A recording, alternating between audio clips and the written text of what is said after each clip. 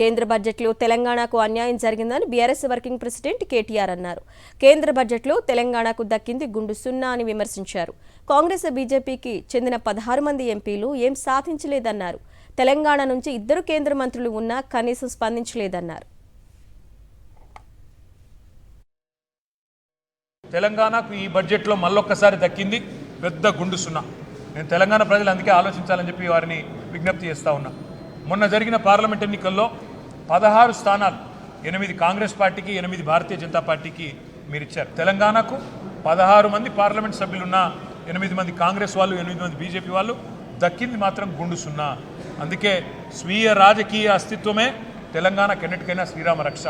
ప్రాంతీయ శక్తులు బలంగా ఉంటే, ప్రాంతీయ పార్టీల నాయకత్వం బలంగా ఉంటేనే రేపటి సంకీర్ణ యుగంలో కూడా మనం శాసించే పరిస్థితి ఉంటుంది.